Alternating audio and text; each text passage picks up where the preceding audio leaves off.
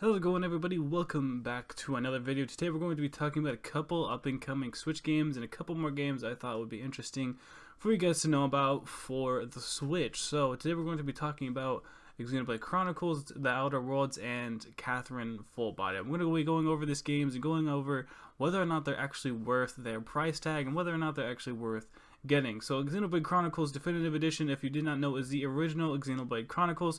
We have had certain sequels here on the Switch, but this is the original first game sort of remastered and put on Switch. This is the base version of the game. This game looks pretty decent if you're a Xenoblade Chronicles fan. Obviously this is going to be something good for you, but keep in mind, yes, this is basically an older game. I mean, it looks, just about as good as some of those Final Fantasy remasters. Not like Final Fantasy VII Remake, not a remake, but just a remaster.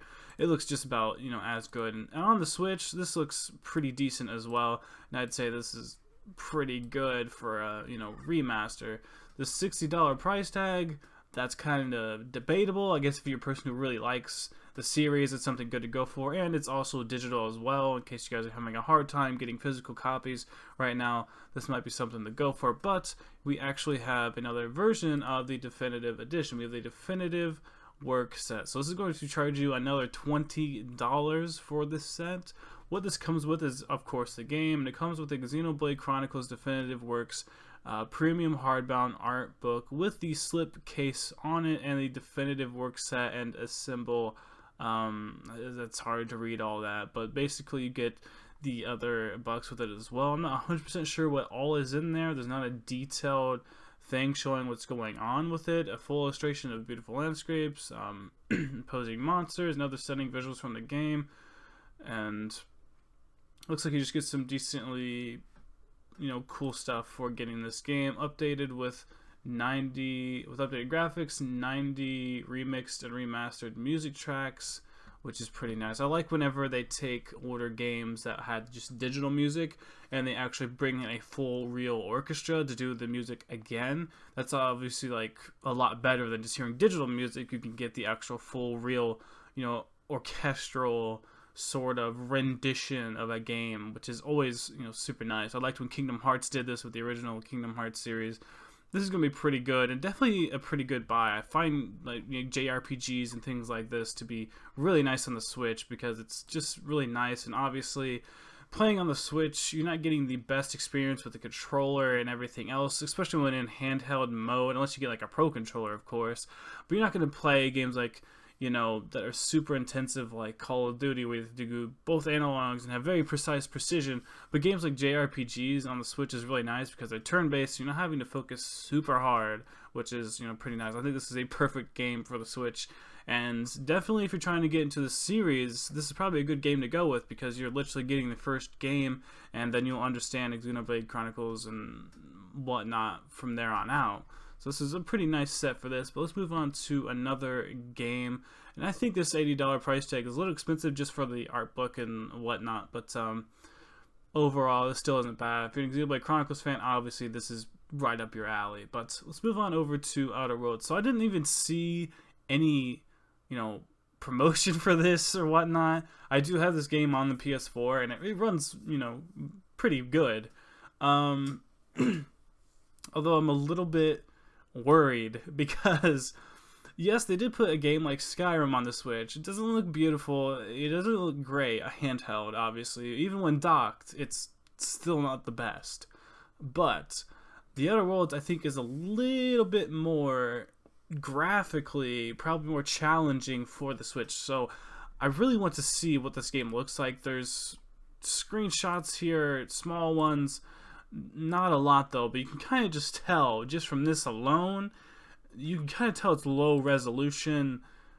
Just in general, the game, especially the characters, look at her outfit, it does not look the best in terms of graphics. The Switch, really is going to be taken for a whirl for this game. I really want to see some more gameplay, like a full-on, like 10 to 20 minute clip of gameplay with like shooting and showing off the mechanics of the game and everything else in general. I think that's something we definitely need for a game that's big open world like this on the Switch. Like, I want games like this to be able to work on the Switch, especially with how Borderlands is going to be going on and whatnot. on the Switch. Bigger games like this, I'm curious to see if they can work on there. I mean, they're doing a lot with just that cartridge, but I really want to know just how good this will be. I'm not 100% convinced just from the screenshots and some of the other games I'm seeing on Switch. Something tells me this is probably going to be similar to the Skyrim port. If you think the Skyrim port's good, then you'll probably think this is okay. However, I didn't find it to be the best. Obviously, you can't be going into the Switch expecting, you know, the best graphics ever. I mean, you're just not going to get that, especially with the handheld having the 720p display. So you're going to be playing this game handheld in the 720p display, although it is a small 720p display, so you probably wouldn't even notice it a whole lot. But kind of keep that in mind when playing this game, guys. Especially those games that are actually, you know, ported over. I mean, this was made on PC and whatnot, and ported to console and stuff, and then later put onto this. So it wasn't originally created for the Switch. Unlike Xenoblade Chronicles, something like this, you know, probably was created for the Switch in mind. So they developed it for the Switch. This, not so much. And then moving on, we have Catherine Fullbody. So it's $50, which is nice because this is technically an older game. Although, whenever they released Catherine Fullbody on PlayStation, it was a full price game. It was $60. Yes, it was a steelbook, so they might be trying to justify that extra $10 as being the steelbook version of the game. So that might be kind of what they're going for. We're trying to justify that. This game is really good, and just from screenshots and stuff in general that I've seen, it looks pretty much the same. Obviously, like I said, with the 720p display and whatnot, of course, it's not going to look amazing. But overall, this basically looks like the exact same game. I do not see much of a difference with this game. Atlas isn't known for being the most, I guess, within game models and whatnot, to have the most amazing graphics ever. They're pretty good. It's good for the game. It tells the story, it gets its, you know, point across. It's a pretty decent game, but it isn't the most amazing game. And obviously they're gonna have some of these good looking you know, just cutscenes in general, which will be pretty cool on the Switch. And this game is a puzzle game, so I think this does fit well for the Switch. I think puzzle games and like RPGs are pretty nice. And look, you get a little pin, July 7th, 2020, so that's pretty good. Physical pre-orders come with a bonus, blah, blah, blah. So that's pretty nice. So $50 for this, which is actually pretty nice. If you've never played the Catherine series before, this might actually be a really good one to start with, just seeing as how it's going to be handheld, it's compatible, it's on the Switch, it's you know, it's right there, it's pretty nice to get around. I wish they would have released this with the Switch with the other platforms, because I probably would have maybe gotten this for the Switch instead, because it is on the other platforms. I am curious if it's $60 still on them. So no, it's the whole price in general has changed down to be cheaper, which is nice. And they got the Steelbook Premium. So they still have the premium version of it, I guess, which is pretty crazy with all that shit on there. And then the launch edition, which I believe is just a normal steelbook. That is $60. Okay, so the steelbooks still are the same price, so it's good to, you know, think about.